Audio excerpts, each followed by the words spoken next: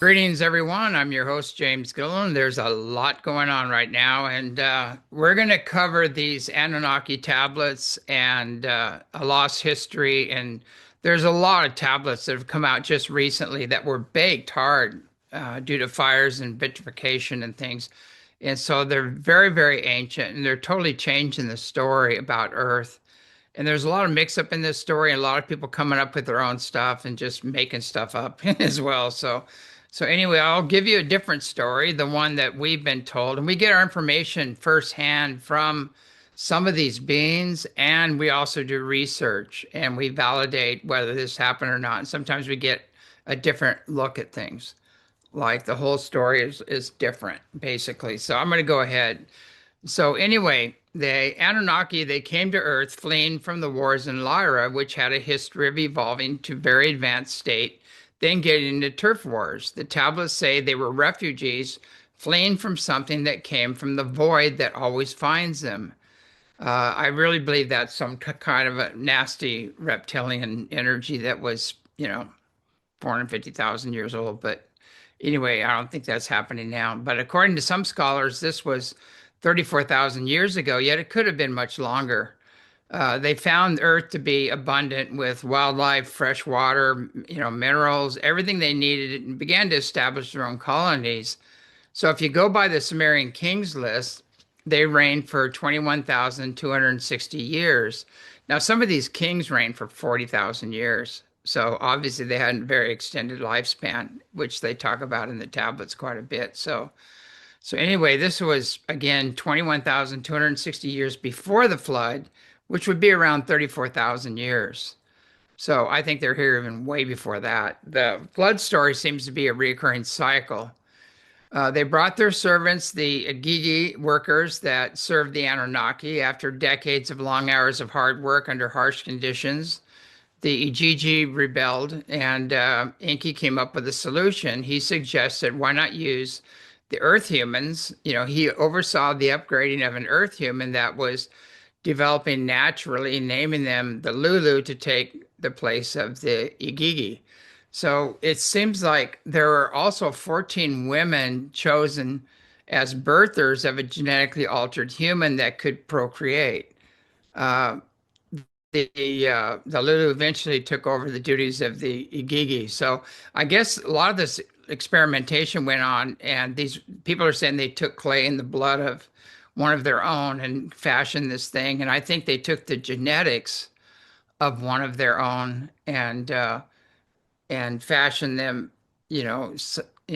assimilated, into these women, artificially assimilated the energy, that whatever they're doing with these into these women, and created the human. But anyway, they mined, they created the temples, the cities, canals, gardens, worked the fields, providing the basic needs, of the Anunnaki.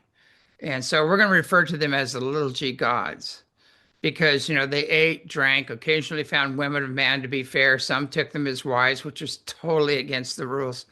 And the offspring referred to as demigods. So these demigods are throughout all ancient history. People say they're legends and things like that, but they actually were the offspring. The Lulu became very successful at reproducing something Enlil was vehemently against. So Enlil grew weary of the noisy humans and used plagues, famine, floods, various methods to eliminate the noisy humans. So this is kind of where you get the same thing, the jealous, wrathful God versus the all-loving, all-forgiving God, or the God that's working on humanity's behalf and the other God that just wants to eliminate, And this same story has happened several times on the earth. But anyway, Enlil petitioned the divine council to end the experiment and was successful. which sucks, But there are tablets that speak of the seven Anunnaki cities that were destroyed from a fire in the sky and an evil wind, and this was followed by the floods. Nippur, Ur, Summer, Eridu, there's, I think, five others, no, four others. How many? Four? Well, there's quite a few other cities, but they're all named, and they were all abandoned by their gods because they're aware of the council's decision. And a weapon was described very similar to what we would call a nuclear weapon, leaving the water poisoned, the land barren, and sterile for over 1,000 years. This was authorized by the Divine Council, not an external enemy. Anyway, they had strict laws against mating with the Lulu, the Earth humans, and many broke those laws, creating demigods and the foundation for many legends. So anyway, there were just as many above ground cities as below ground cities. And the Absu were the underground facilities with many levels described in depth in the tablets. I mean, to go through all that would be a whole show in itself. But the Absu were the highest governing body. And there are many legends globally of very advanced cultures living within the interior. The Switzerland and Norse legends, they all have legends of the Shambhala that goes on and on. And there are very advanced civilizations living there. So the tablets also speak of the moon. It's a construct brought in to balance out the earth, which had an erratic wobble. The moon has a series of great halls, different compartments with different assignments. The exact location of a great door that opens to allow their ships to enter was written on the tablets. For some reason, NASA avoids this area like the plague, and just as, they avoided Cydonia on Mars. So we have a video of the door opening and closing after a ship entered. We'll play that.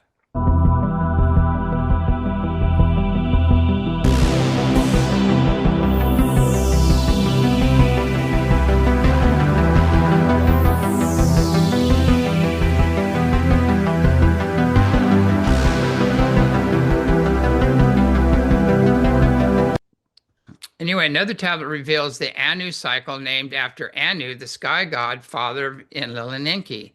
This cycle lasts 26,000 years in 7 phases, approximately every 3,714 years. The first cycle was a great flood. The sea levels, raised 400 feet. The second cycle was fire from the sky, extreme volcanism or meteor impact. So all this fire was coming down from the sky. Third cycle is great shaking of the earth, rivers changing, mountains rising and falling. If we look back in history, we've seen these cycles all happen. Fourth cycle is darkness, most likely due to volcanism or a celestial event. There could have been a large object going between, the earth and the sun. They're not explicit about these events. The fifth cycle was extreme drought. The sixth cycle spoke of plagues, and people couldn't produce after these plagues. And the seventh cycle was the great abundance followed by emptiness. And that's what we're in now. They're saying, digging up the black stone, which they call coal and oil, burning them, destroying the air, rivers catch fire due to pollution, many animals become extinct, and then the earth revolts. So great cataclysms cleanse the earth after this. And the tablets say there's going to be 3 generations observing this. And according to the tablet, we're in the collapse phase now. So people who survive will be the ones who remember the old ways and how to survive on the land. So anyway, that's their what's written in the tablets, basically. And the second colonization of Earth began 50,000 to 70,000 years ago by the Palladians. And many say the established colonies were from 26,000 to 1550, BCE. Plato's account talks about the sinking of Atlantis 11,600 years ago, which aligns with the rapid melting of the poles and the Great Flood. And some said 11,600, 11,800 years ago. But anyway, geology and archaeology has proven the 26,000-year cycle with 13,000-year half cycles where great cataclysms occur. So given dates, it's hard because off-world visitors have been exploring the Earth before the dinosaurs, with smaller, scientific bases were set up, not before the larger colonies.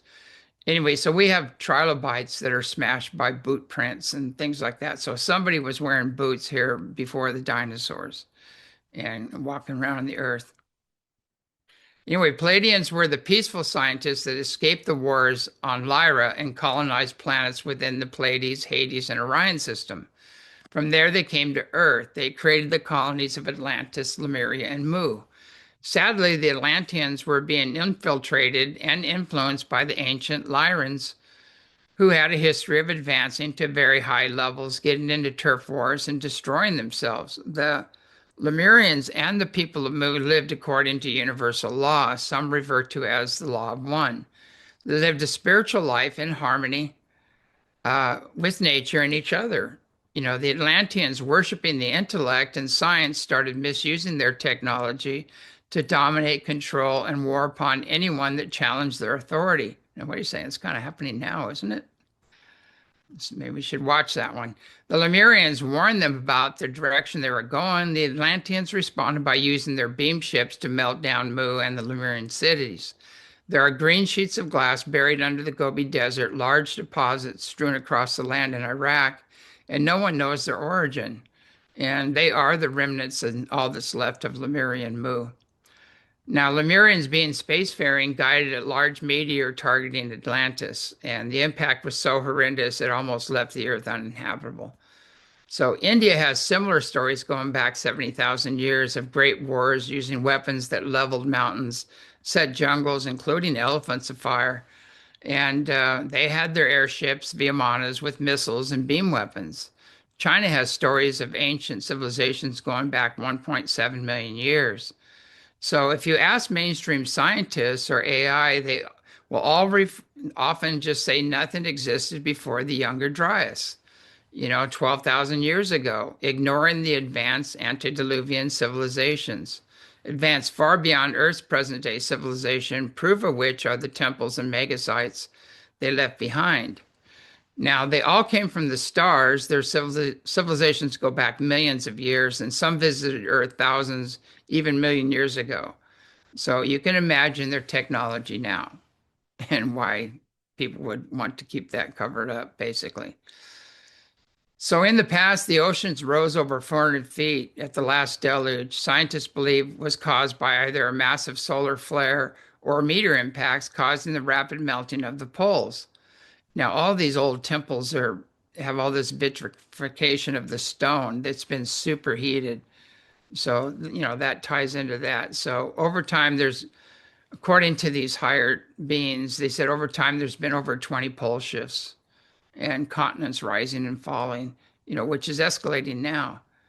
So Lemuria is rising again, and Africa will split in two. Australia is joining New Zealand. The whole landmass is rising up there. And sadly, California is breaking up. Japan, many other islands and coastlines will not fare well during this process. When one continent sinks, another one rises. And these continents are like moving up and down. And so that's been going on forever. And so there's volcanoes are erupting, earthquakes are happening, exponentially increasing in places once believed to be stable. The earth is expanding, and the exponential increase in earthquakes, volcanic activity, severe weather is driven by the sun with CMEs, coronal mass ejections, X-class flares, just as in ancient times. Imagine discovering an ancient civilization at the depth of over 5,000 feet off the coast of Brazil. I mean, a whole continent dropped there. It had to. That's the only way that could happen. The most ancient of civilizations are under the ice, flash frozen, and not with just humans, but aliens and their technology as well. And that's the real reason for acquiring Greenland. The most ancient civilizations are being recycled as molten rock due to plate tectonics. So the very, very ancient civilizations, as the plates move, they're getting recycled, and the other ones are still buried under the ice over in Greenland. So now it's totally illogical and against all archaeological science to believe civilization began 12,800 years ago after the Younger Dryas. Their excuse is the Younger Dryas was so severe, there's no way they could have created anything, before or after that. It's crazy. I don't know where they're coming up with this stuff. So so basically, in conclusion, we're going through social, economic, and physical earth changes very similar to those of the past. The genetic makeup of humanity and the earth consists of an earth human developing naturally, a variety of colonies from the stars mixing in their genetics, with a lot of genetic tinkering going on, which is happening to this day for various reasons. So anyway, we're not these apes that have been tinkered with. We're not all from the stars. We're just a big mix. And that's why it's so crazy down here. You've got some very advanced genetics and different levels of genetics down here and different levels of advancement. And so, it's one big crazy experiment going on. The planet was terraformed thousands of years ago with the Pleiadians having more genetic stock than any other star nation. Because of this, the higher councils, the Andromedan, Arcturian, Sirian, Orion, and Pleiadian councils of light, have all given him authority as to how Earth progresses in the future. They operate under universal law and the prime directive of non-interference unless invited. And that's really important.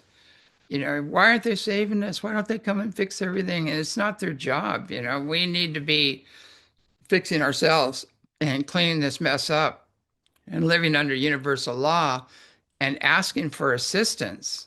The first law of miracles is that you have to do everything possible on your side and then ask for help. You can't just create a dependency. That's not how it works. But anyway, the Palladian made an offer during the Eisenhower administration to assist Earth in taking a quantum leap in evolution in the wars, disease, and poverty. The only catch was they had to get rid of their nuclear bombs. This was declined, by the deep state controlling the government at the time, the war and disease profiteers. Another self-serving malevolent race known as the Orion Alliance, a consortium of negative grays, reptilians, and insectoids, not to be confused with the Orion Council of Light, which are also, like the Pleiadians, they came from that system and they were victorious in battling with these guys. And now they're coming to help liberate the Earth. They're planetary liberators. So anyway, the malevolent consortium offered technology without the condition of getting rid of the nukes. They only wanted to set up bases and experiment on animals and a few humans, which far exceeded the agreement. And there's a couple of little battles around that. We've all heard about that. So that's the abduction and experimentation on humans and cattle mutilations. The negative ETs have worked with morally and integrity challenged leaders and scientists since in deep underground bases. Now that agreement's over, and the negative ETs are being eradicated. And the same agreement made earlier by the Pleiadians is back on the table. So we need to rise up and just say, hey, look, we're done with this old nonsense. We're done with the negative ETs, the war and disease profiteers, and the psychopaths running the planet. And we want to, make a change here for the better, basically. So anyway, the Earth has more diversity than any other planet, plant, animal, and human. It needs to be preserved and not take the path of the ancestors who fell from universal law.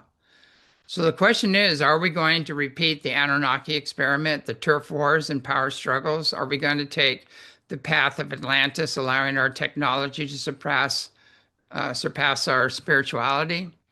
Use it to dominate, surveil, control, eliminate, and especially eliminate those who disagree with us, which is happening, Are we going to accept universal law, universal peace, brother, sisterly love, individual freedom, and prosperity for all? Are we individually and collectively going to join the rest of the universe in peace and take a quantum leap in evolution? So we have a choice to take the downward spiral into social, economic, and environmental collapse, or the upward spiral, living a spiritual life in harmony with each other and nature. Lines are being drawn. There's a bifurcation of worlds, timelines being chosen. So which path or timeline are you on? And so the time for choosing is now. We have to align ourselves with universal law and join the rest of the universe in peace, and then we can take this quantum leap in evolution. And I'm going to go more into that later, but I want to talk about the Yeshua scrolls, as deciphered by Scott Wolter. And I really want to give him credit. He's doing some great stuff, and I'm going to try to get him on the show so he can clear up a few things.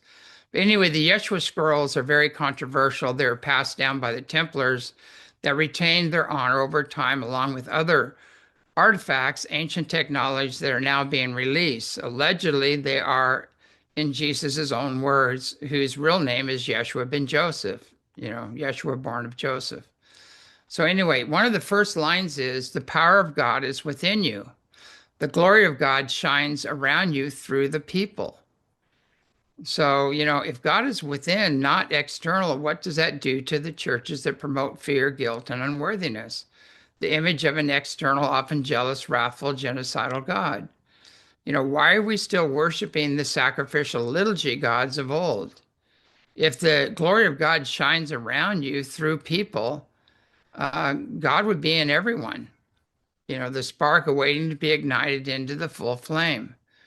And some people definitely have not ignited that spark, and so that is one of the main problems we have. But anyway, Yeshua warned about the synagogues of Satan, those that refuse to recognize him. He said, in the future, they will use my face and my name to build their churches.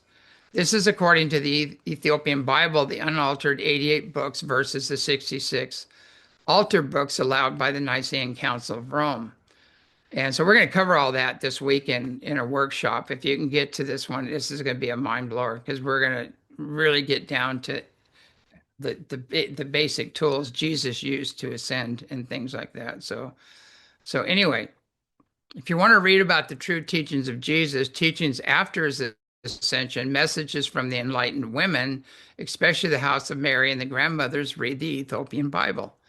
Those who copied the scrolls put a footnote, and the scrolls say that 325 compilation of old and new writings is not the infallible word of God as they proclaim, but the fallible proclamation of the Roman Catholic Church to support their doctrine, a doctrine altered by the Council of Nicaea in 325 AD to disempower and control the people, worship external sacrificial gods with government-sanctioned religions and priests, as the go-between. So basically, they're the people that were deciphering these scrolls, put their 2 cents in, in the first deciphering, you might say. So anyway, according to Yeshua, the tree of knowledge was a book. Eve opened the book and shared it. Asherah, the wife of God, now this is a good one, decided to send Eve to Arcturus because humanity was not ready for that information. Okay, now that's a mind blower. I've always done that. There's always a dual. There's always male, female, positive, negative, yin yang. There's always duality. And to turn everything into a patriarchal thing is only half the story, and we need to figure that one out.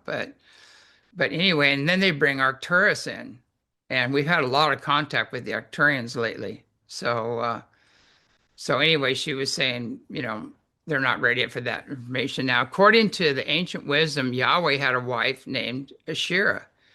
So that's interesting. That fits in there. Again, establishing the role of women at the highest levels. So according to the scrolls, Adam and Eve were not the first people that were, they were basically the first Jews. So Cain, after killing his brother, was marked by God. He went to Nog and had children.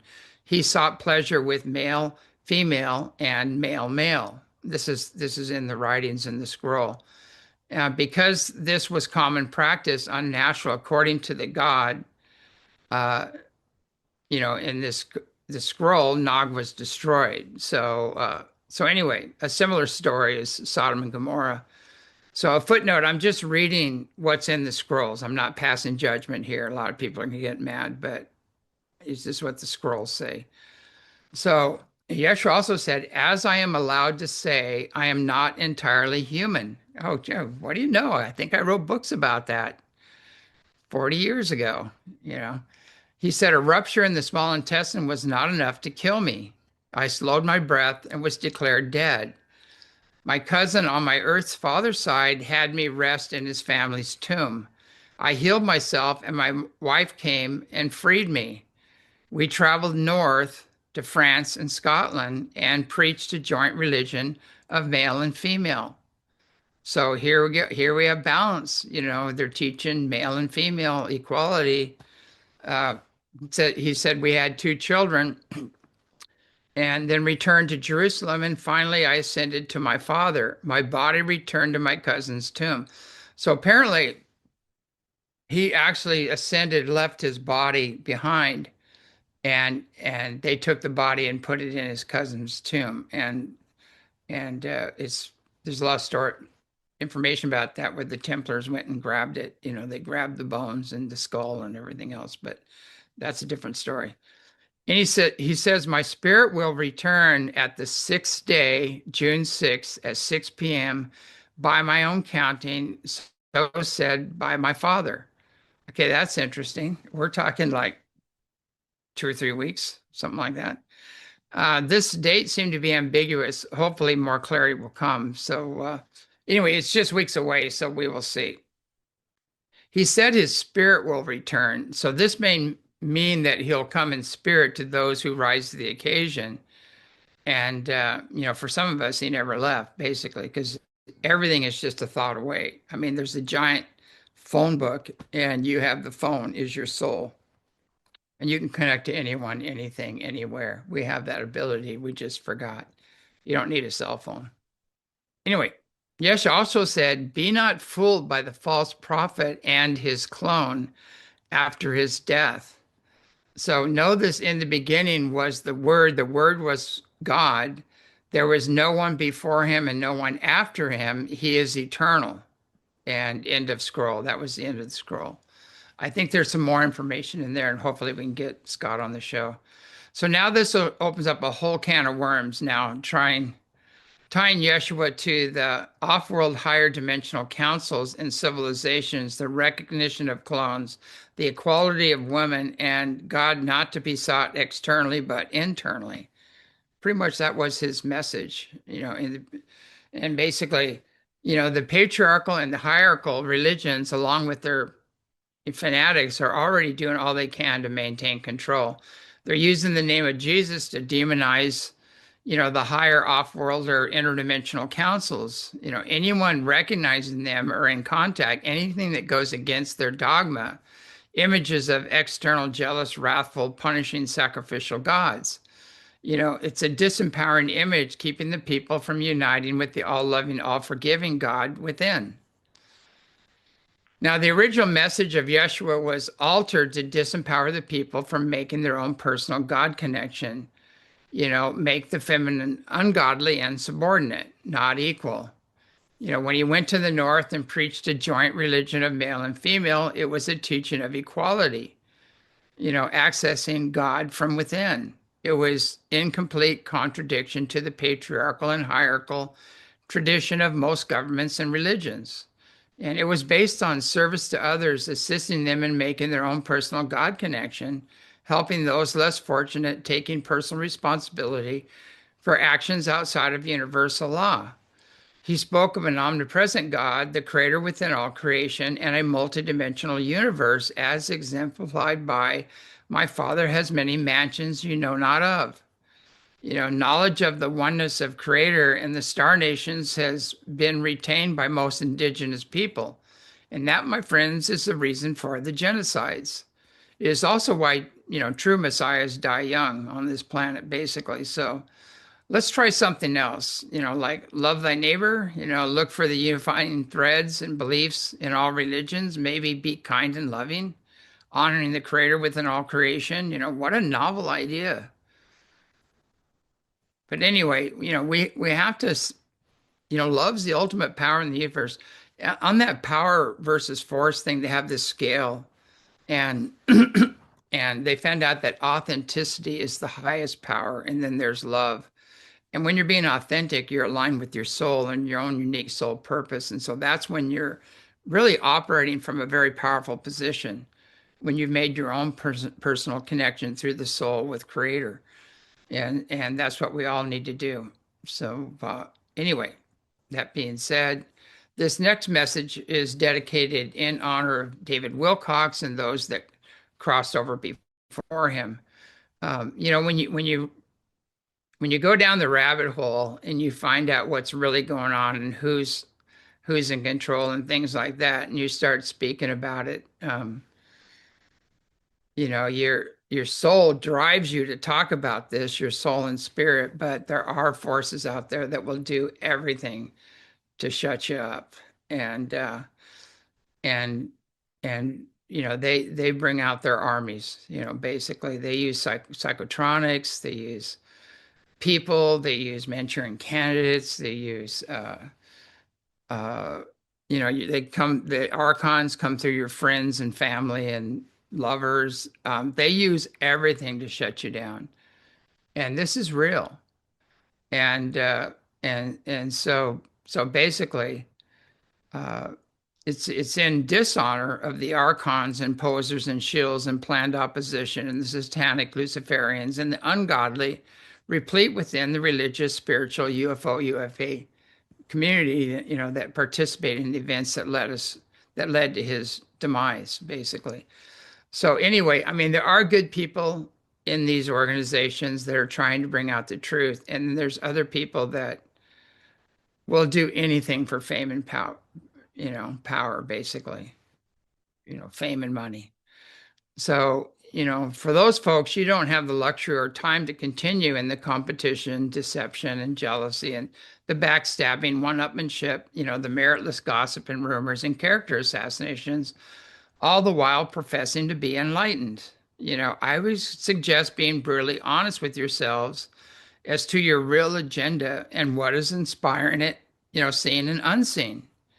And selling one's soul for fame and fortune, capitalizing at the expense of others, never works out in the end. Sadly, some are chipped and not under the guidance of who they think they are. There are also Manchurian candidates sent to derail and anybody who's authentic. And this is all going to be revealed. So no one should be attacked or killed for a belief. If you think you're doing God's work and God needs defending, you have a very puny God. So it's best to get on with your own healing and enlightenment and make restitution before your light review. It'll look good on your books. And one more thing, don't fall for the fake alien invasion. The higher councils will not allow it. The only invasion you will see is a false flag, CGI or AI, on your fake news channels with the blue beam image when the conditions are favorable. It's really hard to pull that off, basically, not worldwide. Anyway, but all but a very small percentage of the negative ETs have been removed and can no longer engage on the planet, basically. The Pleiadians and the Galactic Federation are patrolling your skies as we speak, mopping up what's left. So all you have to do to have your own sighting is go out during a dark moon, with clear skies, and you'll see their ships. Night vision equipment helps, but it's not necessary. Get a satellite app on your phone, look up visible satellites. There's a lot of satellites up there, but you can't see them with the naked eye. So it's good to have that app, and it'll tell you what visible satellites are over your area. And so, when you see 3 or 4 visible satellites over your area, and then you see 25 things moving all over the sky, there's a lot more going on up there. Now, some of it's off-world, some of it's ours. There's a lot of aspects to this. So, definitely they are not planes and they're not satellites, though some are planes and satellites. So most satellites are not visible to the naked eye, contrary to the debunkers that want to classify them all as satellites. So if they don't have red and green running lights and a strobe, they're not a plane, basically. So always, say a prayer for protection, set the intention to contact only benevolent off-worlders, send them love, joy, and bliss, and they'll feel it and respond either energetically or with a nice power up. So it is so important, to really create sacred space if you're going to do this and have a cohesive group, that's operating from a high frequency, and then you're going to get high frequency beings coming to you. So the mind in which you seek is the mind in which you connect. If you feel fearful and have a strong religious program going that is the false teachings or whatever, and you're not going to have you're going to package everything according to your conditioning, your social engineering, or your beliefs. So you're going to have to let go of some of that stuff if you are going to work with them, because there's no purposeful good in connecting with you if you haven't risen to the occasion and you're not operating under universal law. And see, that's why contact is not really happening within the UFO community, because they're not operating under universal law. And some of them are operating under draconian law, basically, with all the backstabbing and gossip and rumors and nonsense, but which is not enlightened, I hate to tell you, you know. But anyway, there's one more thing I wanted to say is permission is granted to pass this message far and wide, and don't, add a channel message from Val Thor or any other entities name to it while creating meritless, unfounded gossip and rumors or fictitious events that never happen, and this includes duping podcasters to spread the lies. It's a real journey to deception. So it's not my fault when people have total meltdowns, when they and their guides are not who they profess to be and are jealous and threatened by the authentic. Like Yeshua said, ye are all gods and the temple is within. So why settle for less? Why are you running around looking for somebody to fix you, to heal you, to save you, to enlighten you, when it's all within? Everything you need is within. So anyway, a lot of this stuff is just a big distraction. As for those who are not authentic, be careful of the character you choose to assassinate. It may just be your own.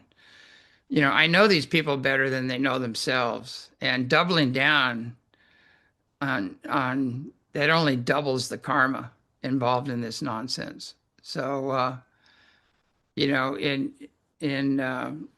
tribute to David Wilcox, it was very sad what happened there, and the people that are all trying to become relevant and that are jumping on this bandwagon and not even knowing the whole story, and not really having some purposeful good coming out of this. I think the purposeful good is that, he exposed the elite. He exposed who's running this planet. He exposed what they've been up to, and there's just decadent behavior.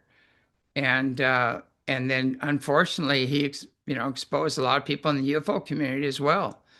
And just by bringing this stuff out, and those who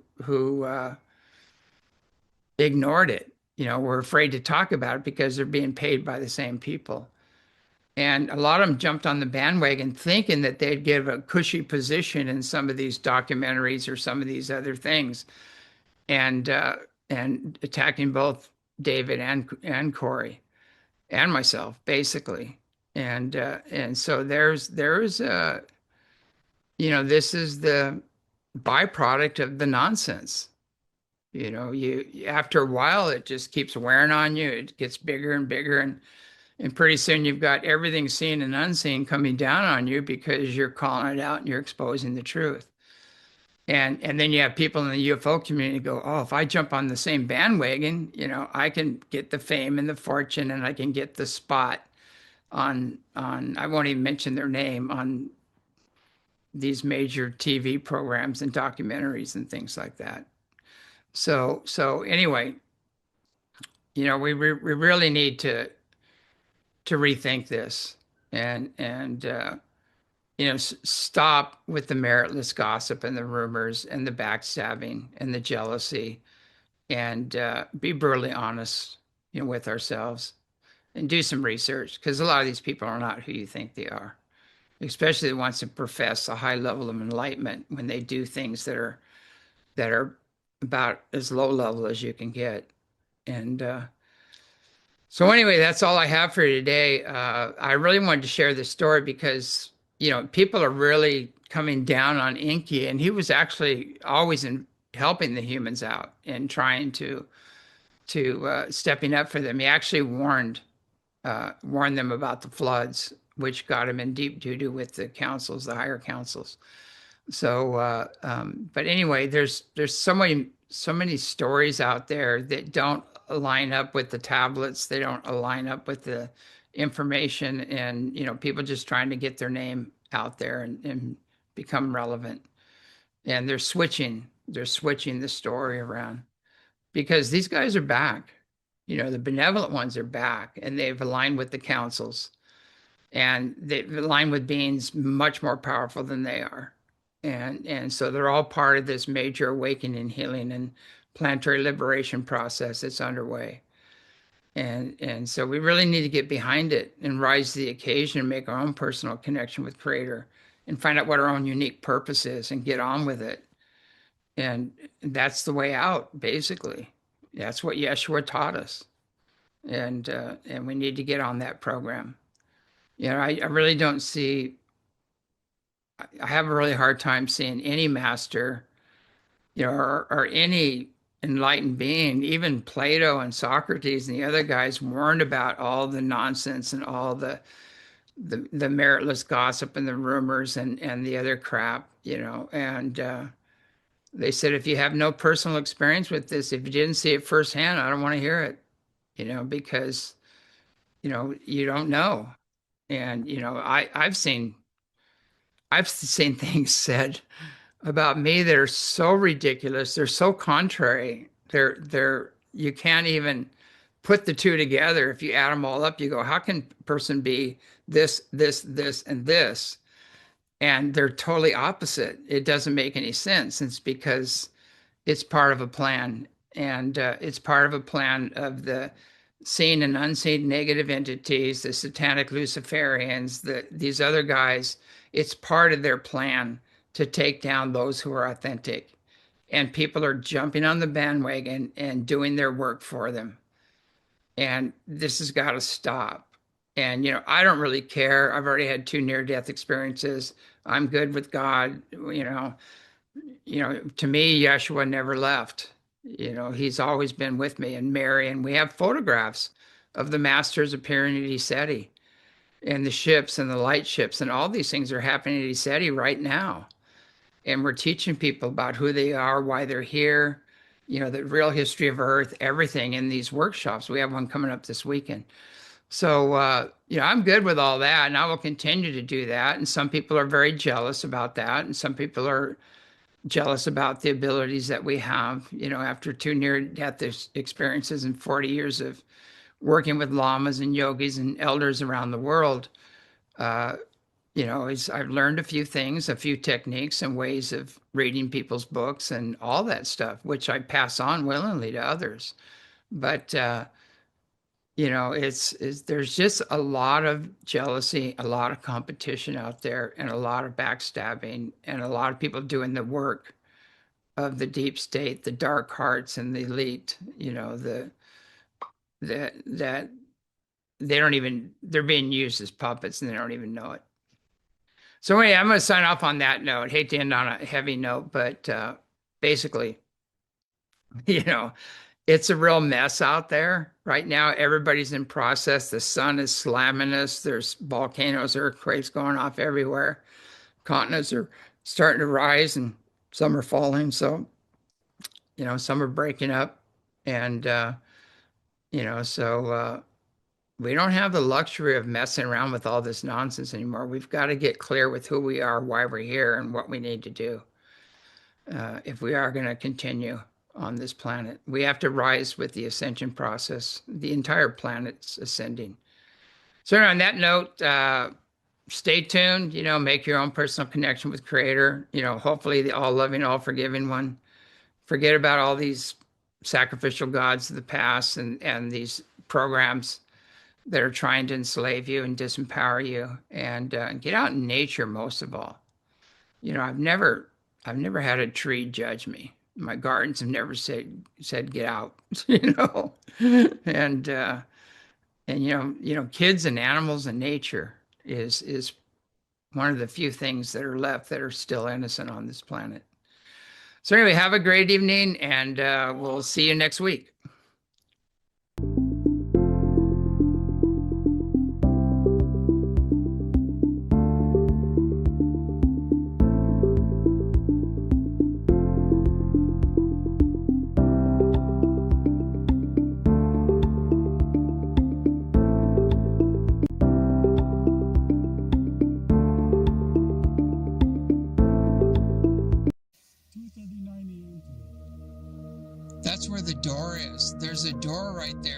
into the inner earth. Yeah, it's a light door that opens up. We see ships coming out. Oh, there's another one. There's a cave up at the top right. There's a cave up there. The ships come out of it. We've got a lot of film of them just flying right out of the mountain. And then the big door is right in the middle where that light's going off. See how it's kind of a... Whoa! That's the door, yeah. Whoa. Look at that.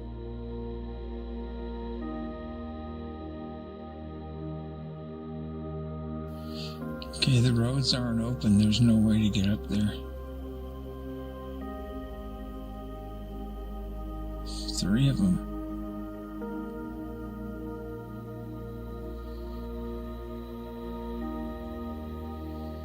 Yeah, there's a party. This is about 25 right now. I've filmed. Look how bright that is. Yeah, look how big it is. Oh my gosh. Wow. The one right.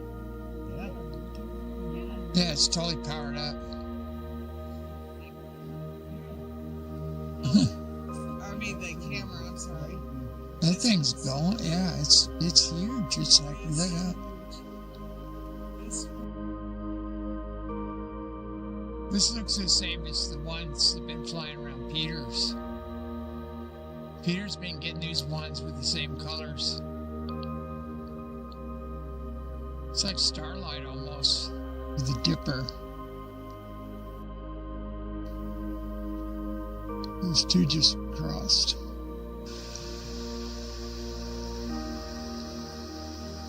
This is coming in right over the house.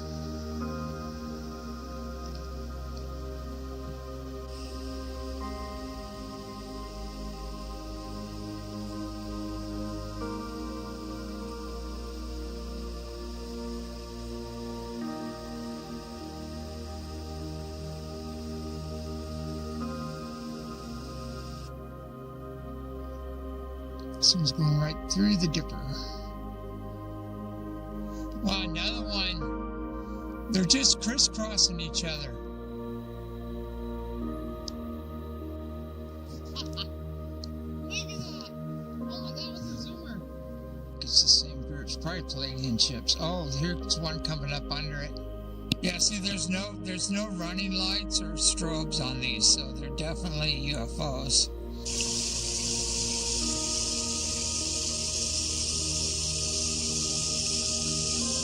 Here they are, going through the trees again. This one slot. It just keeps having ship after ship going through.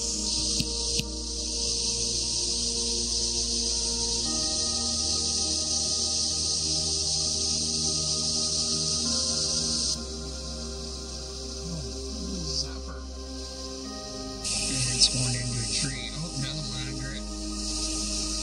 There are ships everywhere. This one's got power up, probably. It just got bright. It came out of nowhere.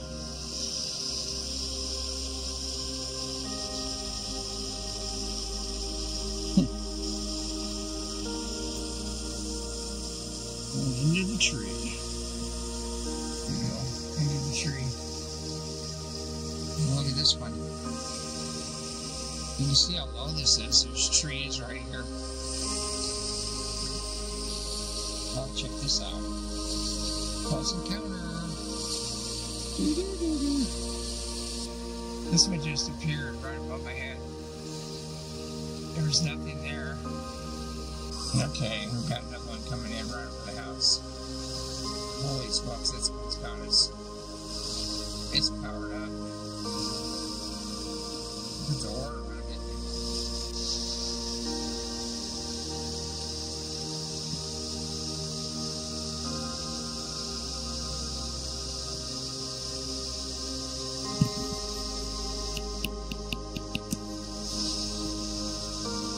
I don't know what this is. This is the weirdest strobe I've ever seen.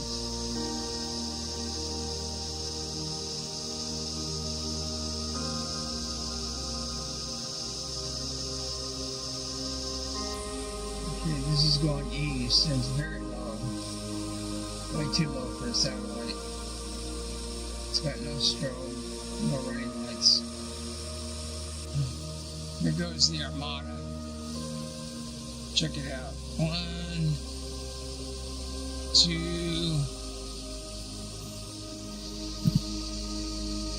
3. We got another 1, 2. Well, 2. They've actually closed the gap on each other. Another one coming up.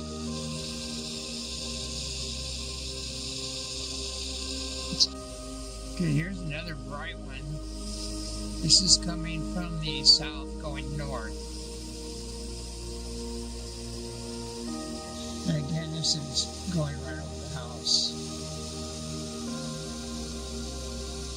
As you can see, here's a tree, here's the house, and here's the ship.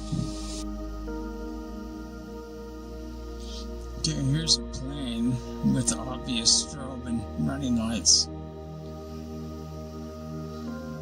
Leaving a chemtrail right over the ranch. Thank you.